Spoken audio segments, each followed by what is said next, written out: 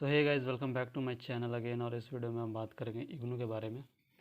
काफ़ी समय से मुझे डीएम आता रहता है कि इग्नू में टर्म एंड एग्ज़ाम होता है, कैसे मतलब सेमेस्टर वाइज एग्ज़ाम देना है या ईयर वाइज देना है, या फिर असाइनमेंट कब जमा करना है, कहाँ जमा करना होता है, प्रैक्टिकल कहाँ जमा करना होता है, मार्क्स क्यों नहीं अपडेट हो रहे, किन्हीं किन्हीं का मार्क्स अपडेट ही नहीं होता है, अगर 1 ईयर भी हो जाता है तो भी, तो क्या गलतियाँ होती है उनके बारे में हम बात करेंगे। 3 साल मैंने बीए कर रखा है और ये video as a complete guidance के तौर पे होगा। ये मैंने तैयार कर रखा है एक मतलब पीडीएफ, जिससे मैं रेफरेंस ले लेकर बताऊंगा। थोड़ी सी शायद वीडियो लंबी हो जाए, लेकिन अगर आप इग्नू में हो, एडमिशन करवा चुके हो या फिर करवाना चाहते हो, तो ये आपके लिए बेनिफिशियल होगा।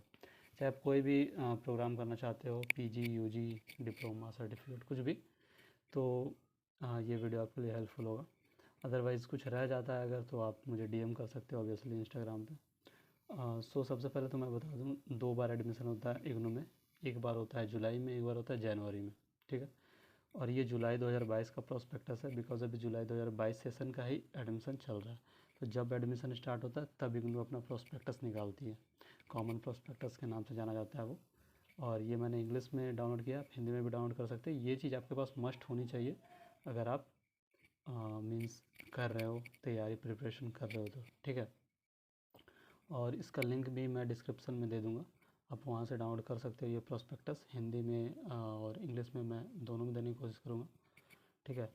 क्योंकि ये आपके लिए ज़रूरी होगा। ये तो मैंने रेफरेंस के लिए 9 पेज का रखा है, बाकी प्रोस्पेक्टस जो है वो लगभग 350 पेज का होता है, ठीक है। तो वहाँ पर आपको बहुत ज़्यादा जानकारियाँ मिलेंगी और प्रोस्पेक्टस में आपको बहुत सारी चीज़ पता चल जाती हैं। और जो नहीं चलता है या फिर जो ऐसी चीज़ें जो प्रोस्पेक्टस में नहीं होती है, वो मैं यहाँ बताऊँगा, ठीक है। सो स्टार्ट करते हैं। पहले तो आप मास्टर्स, बैचलर्स, डिप्लोमा, सर्टिफिकेट कुछ भी कर सकते हैं, ठीक है, यहाँ से। और आपको पता ही है यहाँ मतलब कॉलेज वगैरह जाना नहीं होता है, सिर्फ एग्ज़ाम देना होता है साल में एक बार, या फिर 6 महीने पे भी आप दे सकते हो। अभी मैं उसके बारे में बात करूँगा, ठीक है। तो सबसे पहले ये है एक टेबल है, आप देख लो यहाँ पर दिखाया हुआ है कि कौन सा, जैसे कि मैंने सिर्फ कुछ ही पेजेस लिए हैं, एक दो ही। वहाँ पर बहुत सारे मतलब प्रोग्राम वगैरह अवेलेबल होते हैं। जैसे कि यहाँ बैचलर्स डिग्री प्रोग्राम में आप देख सकते हो। बैचलर ऑफ आर्ट्स जो है ये जनरल है, बीएजी। बैचलर ऑफ कॉमर्स ये भी जनरल है, ठीक है। इसी तरह आपको ऑनर्स भी मिल जाएगा, जैसे कि आप नीचे यहाँ पर देख लो, आपको ऑनर्स भी मिलेगा, ठीक है। बैचलर्स का यहाँ मैंने रखा नहीं है। जैसे आप bachelors of arts honours economics में कर सकते हो, सोशियोलॉजी में, साइकोलॉजी में, पॉलिटिकल साइंस में। ज्योग्राफी में ऑनर्स अवेलेबल नहीं है इग्नू में। मास्टर्स में भी अवेलेबल नहीं है, ठीक है। मास्टर्स में भी आप ज्योग्राफी नहीं ले सकते हो। सो स्टार्ट करते हैं यहाँ पर इस टेबल के बारे में।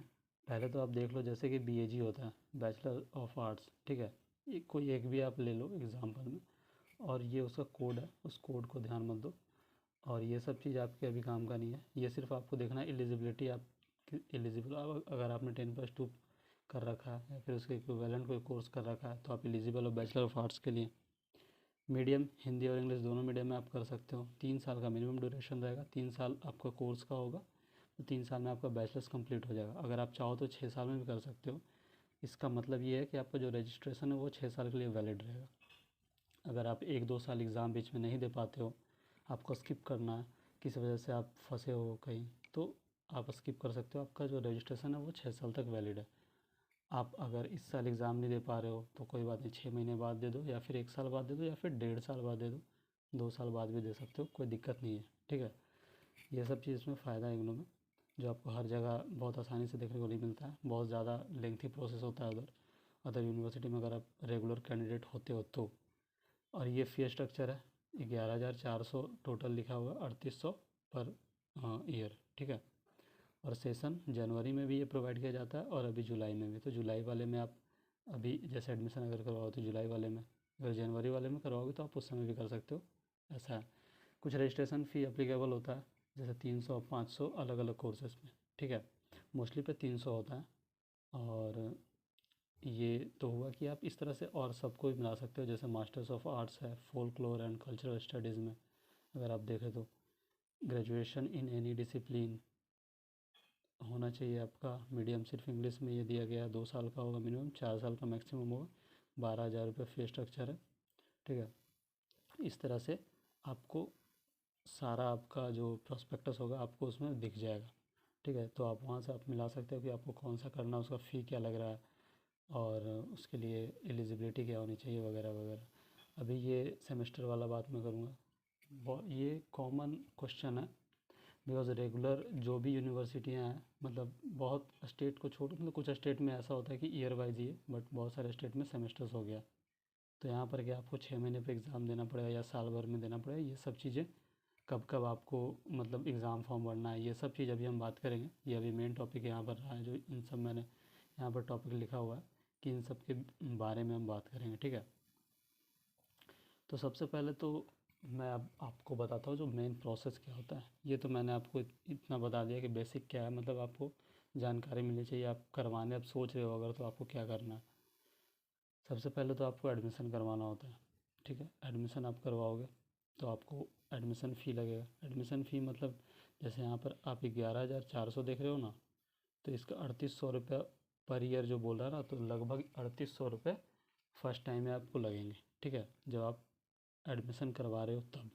ठीक है, ये आपका एडमिशन हो गया। अब आपको क्या करना है कि ये देख लो, आप first semester, second semester, third semester, आप पहला बार जब एडमिशन करवाओगे तो आपको फर्स्ट सेमेस्टर और सेकंड सेमेस्टर दोनों का चुना आएगा। ठीक है, क्रेडिट से आपको घबराना नहीं है। क्रेडिट झूठ का मतलब यहाँ पर बनाया हुआ है, कोई उसका मतलब नहीं बनता है। जब आप एडमिशन करवाओगे आपको खुद से सब्जेक्ट अलॉट किया जाएगा। आपको ये सब्जेक्ट आप ले सकते हो, वहाँ पर ऑप्शन रहेगा ये नहीं ले सकते हो। अगर ये ले रहे हो तो आपको ये लेना होगा। सारा चीज़ आपको वहाँ पर मेंशन रहेगा। आपको यहाँ क्रेडिट वगैरह का झंझट नहीं है। ठीक है, आपको जो जो सब्जेक्ट आपको पसंद है आप वो सब्जेक्ट ले लेना। वहाँ पर क्रेडिट्स बस वहाँ पर ये होता है कि हाँ आपको इतने लेने ही होंगे, इतना आपको लेना हो कम से कम, इससे ज़्यादा आप नहीं ले सकते हो, आप इतना ही ले सकते हो। ये सब लिमिटेशंस वहाँ पर होंगी। तो आप जब एडमिशन करवा रहे होंगे तो आपको सब चीज़ वहाँ दी जाएगा।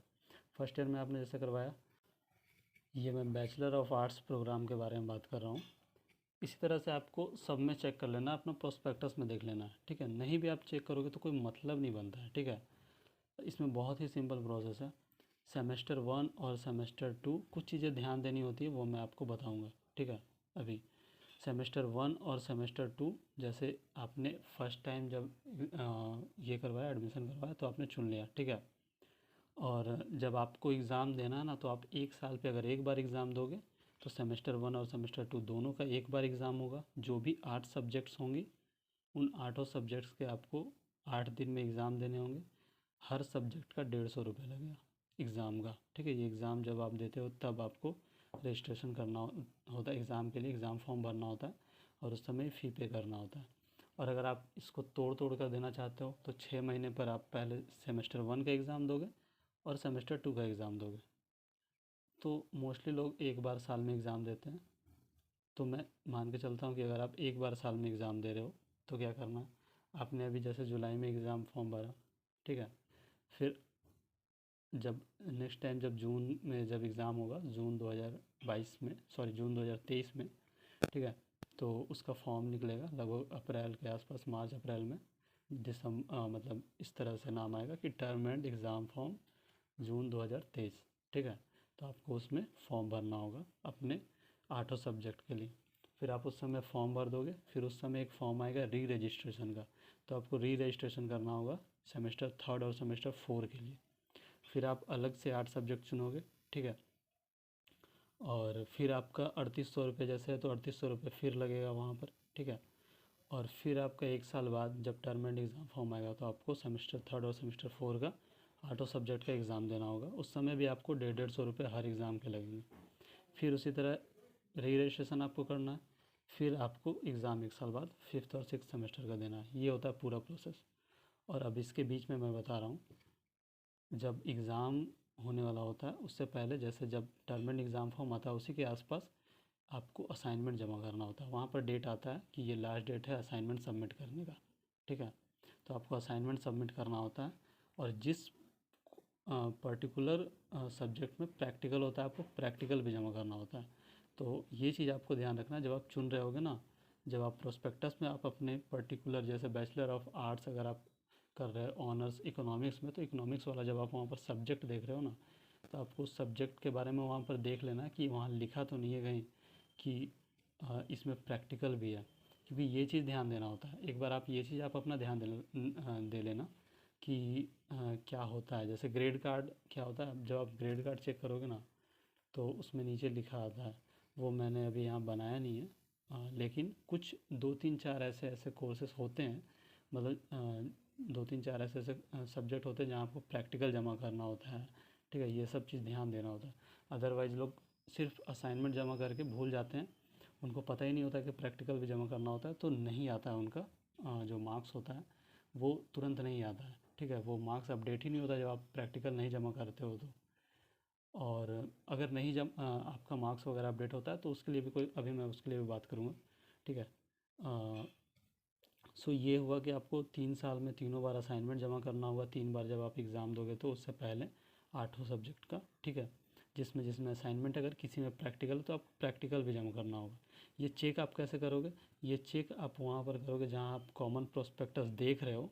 ठीक है, तो कॉमन प्रोस्पेक्टस अगर आप देख रहे हो तो वहाँ पर आपके सब्जेक्ट कोड जो होता है, वहाँ पर आपके सब्जेक्ट कोड के पास ही लिखा होता है, स्टार वगैरह लगाकर लिखा हो रहता है कि इसमें प्रैक्टिकल भी है या क्या है। अगर वो उस तरह भी आपको पता नहीं चलता है तो कोई दिक्कत नहीं है, और आप पता करने के बहुत उपाय हैं, जैसे कि आप इंटरनेट पे पता कर सकते हो। ठीक है, ये सिंपल सा बात है, ट्रांसपेरेंसी बहुत ज़्यादा है, पता करने में आपको दिक्कत होगी नहीं। ठीक, और इस तरह से आप तो एग्ज़ाम आपने दे दिया। अब एक चीज़ और मैं बता दूं, अब यहाँ पर मैंने बात कर लिया, जैसे टर्म एंड एग्ज़ाम की बात कर लिया मैंने, असाइनमेंट का बात हो गया, री रजिस्ट्रेशन का बात हो गया, रिज़ल्ट और ग्रेड कार्ड के बारे में बात करते हैं हम। रिज़ल्ट क्या होगा, तो आप एग्ज़ाम दोगे, रिज़ल्ट आना स्टार्ट हो जाएगा, आप अपना grade card, term and exam result या फिर ग्रेड कार्ड वहाँ से चेक कर सकते हो, सिंपल सा लिंक है।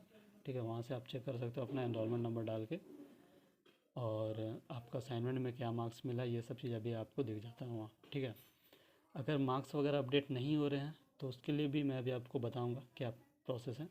और ग्रेड कार्ड जैसे फर्स्ट ईयर हुआ, सेकेंड ईयर हुआ, थर्ड ईयर हुआ, जब आपका ग्रेड कार्ड पूरा अपडेट हो गया, मतलब सारे सब्जेक्ट के जितने मार्क्स चढ़ने थे, जितना टर्म एंड एग्ज़ाम का, जितना प्रैक्टिकल का अगर कुछ था तो, और असाइनमेंट के मार्क्स, वो सब अगर चढ़ जाते हैं तो आपका जो ये है, मतलब सर्टिफिकेट है, मार्कशीट शुरू में, और प्रोविज़नल सर्टिफिकेट इग्नू से आपको भेज दिया जाता है आपके एड्रेस में।